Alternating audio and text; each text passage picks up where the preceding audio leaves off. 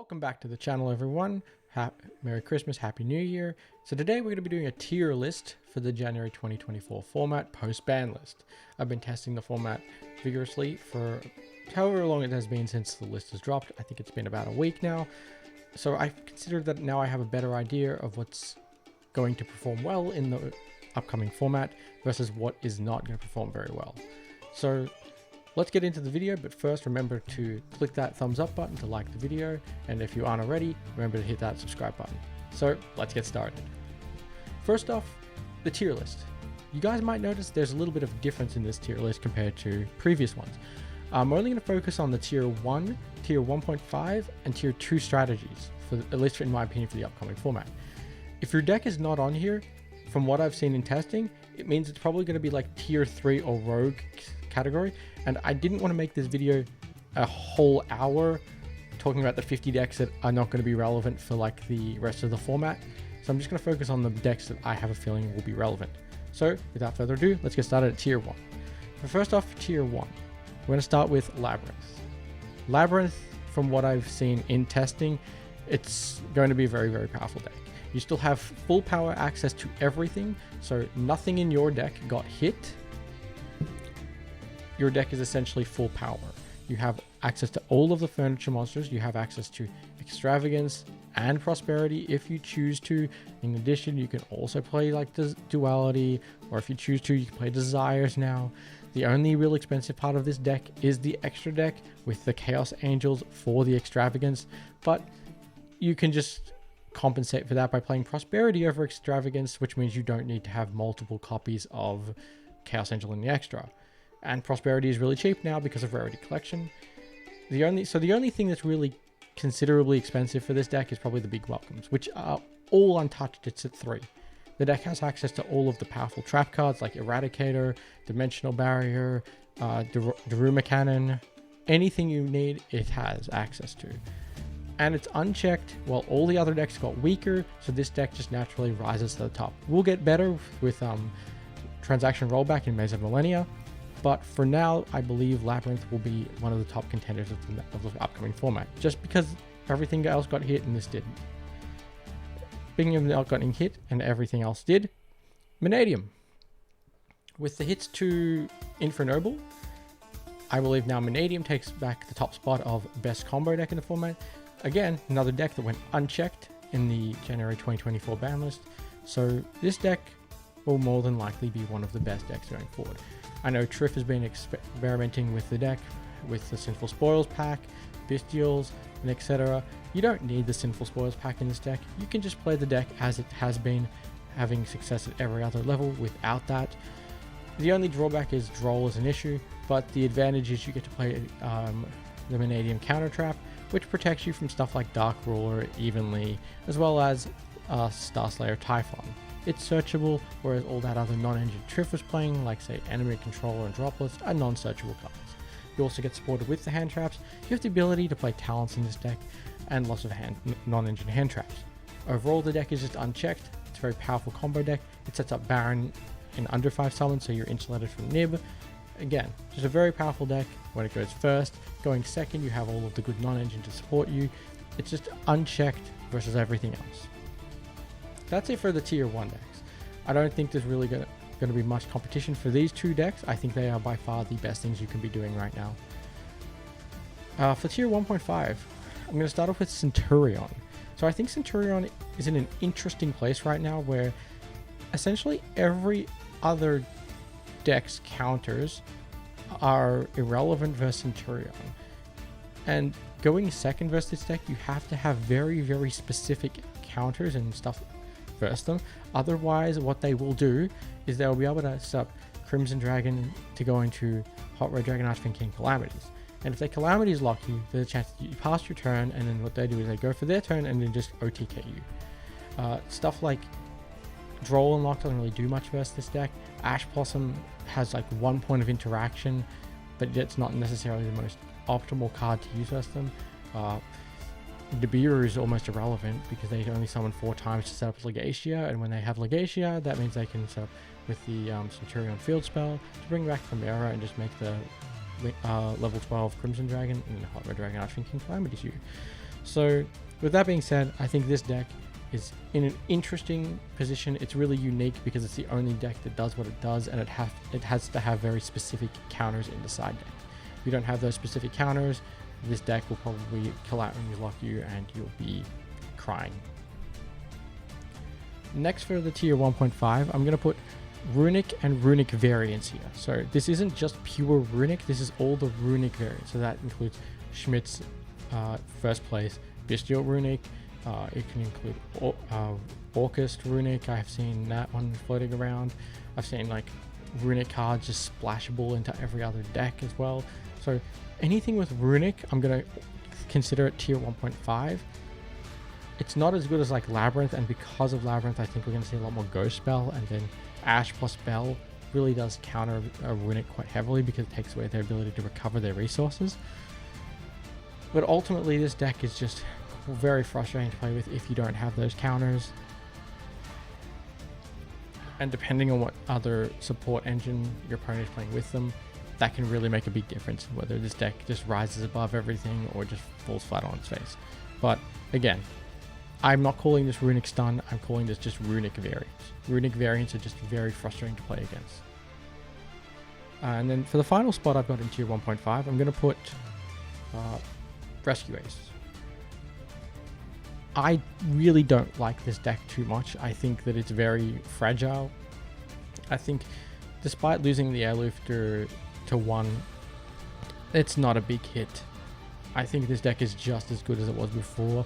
The only difference being now, well actually no, there is no difference. It's just slightly less consistent, but you could replace the 2 missing Airlifters with another 2 copies of Dear Bellstar the Black Witch, which the deck was only playing 1 before, but now you're just playing more ways to get to Sinful Spoils, and then there you go, deck's just as good as it was before.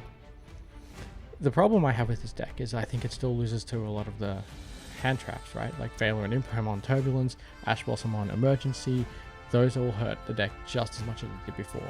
Additionally, I think we may see more evenly matched, we may see more Lightning Storms in the format. So if that's a thing, then their set 4 combo is even weaker towards interaction. Therefore, I don't really think this deck is better than, say, Mannadium or Labyrinth. Obviously, going first against Mannadium can be excellent, but then again, Mannadium's a combo deck. Any deck can be powerful versus it when it goes second. However, Labyrinth, I think, is just one of those decks which could absolutely blow Rescue Ace out of the world.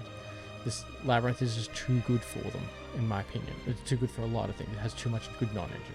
But ultimately, if they resolve a set 4 combo and you don't have the answer for the full back row, you're probably going to lose that.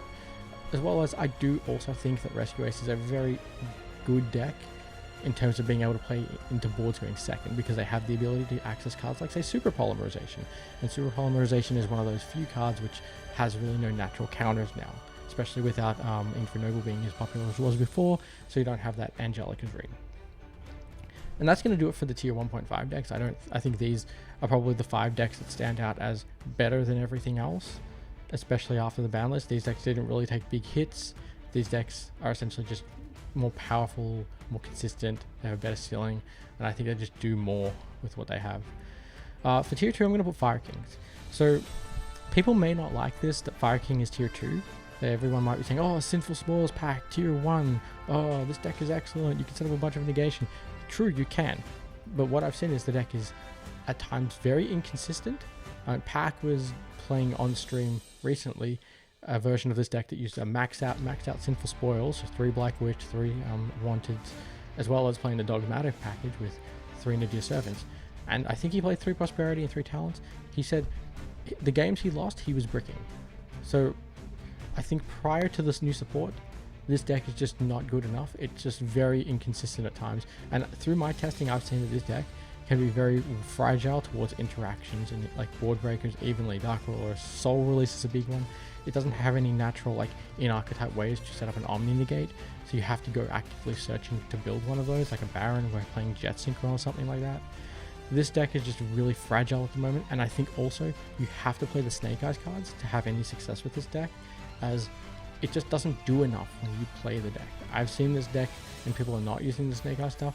I've been looking into what they can actually do when they set up a turn 1 board. their board is just super weak, super fragile into interactions. But that being said, this deck will get better in time. It's still a fun deck. I think the budget options are really good for people looking to get into the game. So that's another thing that's really cool about this deck. But overall, I don't think it's better than any of the decks above it. Another new deck is Orcust. It's not very good, folks. Orcust is a 2018 TOS format favorite. We want it back for a long time. I'm not going to deny the fact that is special. That is fun. But ultimately, what you have to consider is a few things were different from 2018 to 2024. For starters, Bestials now exist. Dimension Shifter now exists. These cards absolutely body Orcust. And people might be thinking, oh, Bestials, well, I can just set up Babel. Think about this. When you have Babel, what are you actually going for? You're going for Dingirsu. Dingirsu can still be targeted by a Bestial. When you go search Symbol Skeleton Chainlink 1, Bestial Chainlink 2, done. Sure, you can have Crescendo. Who cares? It's not very good. I just don't think this is going to be a good standalone deck. I think you're going to have to find a splashable way to put in other things. Say like with the Horus cards, maybe in Phantom Knights like we did in the old days. I just think as a standalone deck, Orcust is not very good. I think it just has too many counters for modern era Yu-Gi-Oh! So next is Tearlaments. I wasn't really sure what to do with Tearlaments.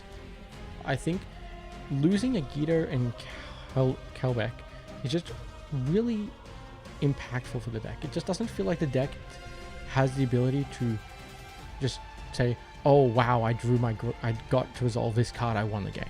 It feels like everything is a struggle now for Tearlaments, where while your ceiling can be just as high, it feels like your milling and consistency is just so much lower to where you're not able to just like blow your opponent out anymore. Everything is a grind for grind, struggle. Oh, you have a counter to the counter to set up this. Oh, I'm not able to get this. Oh, well. Oh, I got hashed here. This is stopping me from playing. That just feels like it's making the deck too weak and too vulnerable to interactions and disruptions to actually be able to compete with all of the other decks. But it's still Tearlaments, so I don't want to count it out. I think someone can definitely, there's definitely dedicated Tearlament players out there that will make this deck work. So let's wait and see before we completely write it out. Pearly, I think, is going to be a tier 2 deck. So the theory I have for Pearly is Sleepy Memory is now a 2. While people might think, oh, one less Sleepy is not big, it is actually quite huge, because now you don't have a guaranteed way to find Sleepy Memory to get into Baby Noir off My Friend Pearly, which means 1/3 of the time you're going to miss. And when you do miss, it means you don't have access to Baby Noir, which means you don't get access to Pearly Yeep, which means you can't set up an easy 5 material Noir. You can't get those extra free draws anymore. I think all that together is really going to impact Pearly in a negative way. Now, I could be wrong, but it was hard sometimes to play Pearly through interaction before. Now that just makes it harder. Additionally, you have one less memory in the deck, which might not seem like it's not a huge impact. It's really big to have one less memory, because now that deck means it's more susceptible to draw and lock, just because you can't play in the draw phase as consistently as before. However, Pearly is still good. You still have some unlimited access going first into boards, and going second you still have the happiness OTK. But I just think the deck is going to be a little bit less consistent and a little bit less powerful because of that lacking consistency. You have no more draw 6 combo. That's big. Unchained, again, I think Unchained here is probably being done one of the dirtiest out of all of the decks that got hit, outside of Tearlament, of course. I think if you asked Unchained players what's the one card you didn't want to get hit, it would have been Shavara. If you had one Yama, you could still play your full turn 1, and then you would just lose the ability to play grind games that you had before, because Yama is now at 1, so you have to be a little bit more conservative with it. And you have to think, okay, if this gets stopped, I don't have follow-up on next turn. But at least I have Shavara, which can set up Wave Hiking Caesar, I can send a Shavara to graveyard to get my trap set up with Tour Guide into Rhino Warrior. I could add a Shavara to hand to have interaction in my opponent's turn. You don't have all that, because if you're going to make Wave Hiking Caesar, you won't have the Shavara interaction in your hand for another point of interaction. If you want to have it in hand, it's very difficult to then set up Wave Hiking Caesar for your on-field interaction. Overall, I just think this might be too much for Unchained to overcome, and we might see it go back to the realms of Rogue like it was prior to the Duelist Nexus support. All that said, I want to give it the benefit of the doubt for just a little bit of time, see if it has any impact in the format. If not, oh well, because Unchained, one thing it is very good, it's very good into a hand trap format, and into a board breaker format. This deck is also very good because, again, cards like Thrust, you can set your Unchained traps to trigger them off. So but I do think that Shavara hit is really bigger than people think. Vanquish Soul, again, just all this is really just a shifter deck that has a good grind game. I think that when you see that they have access to that new trap, and yet they're still struggling at some points in the game, that tells me that this deck is just, it's straight up tier 2. It's good enough because it can play all of the hand traps, it's good non-engine spots, and it has a great grind game once it gets going. But no one's scared of Vanquish Soul end board or playing into Vanquish Soul. The deck is just And then next up we have Floowandereeze. Floowandereeze, what can I say? Shifter deck, and it has one of the best floodgates in the game, Harpy's Featherstorm. Both of those things can lock many of the decks out of the game, and additionally, Flu has a really good grind game versus a lot of the top decks. So yeah, not much to really say there, but yeah, just hopefully this we don't see much of this, because I really despise these birds. Next we have Dragon Link. I think Dragon Link is probably going to be one of the better tier 2 decks. Nothing really changed for this deck in the scenario of what changed for the ban list. I still think Dragon Link is just always in that position where it's constantly evolving. You get to play Bestials when they're really good in the format, you can play more. When they're not as good, you play less. You get to play any hand traps you want, and then plus your engine is very resilient, it has quite the ability to play second, going into boards, and going first, you have all the ability to set up your interactions like Dispatter, Baron, or Savage Dragon, just anything you really want to do, and Dragon Link can take you just as far as you want your imagination to go. Especially if Roll and Shifter are just less impactful and less influential in the format, this deck has the ability to shine. It doesn't really lose to any of the other interactions. And then last up is Dark World. So Dark World, I'm not exactly sure where this deck will go, but I wanted to add it into the tier list just based on the fact that if Draw and Lock is not seeing a high representation in main and sides, then we're probably going to see Dark World in the format. However, if Draw and Lock is in the format, I definitely wouldn't even consider playing Dark World. Because again, all of your interaction comes from Grave, so if Draw and Shifter are active, don't play this deck. But if you see a decline in Draw and Shifter, then this deck is definitely capable of being tier 2, because what this deck can do is it's unfair if it's to play like going first without really any restriction. Plus the Ken and Gen combo turns on Talents and Thrust. They can set up Eradicator exceptionally easily. Just a really overall powerful deck. But yeah, so these are all the decks I consider to be relevant through my testing anyways. Let me know what you guys think down in the comment section below, and as always, remember to like and subscribe if you aren't already. And I'm Retro YuGiOh. I will see you next time.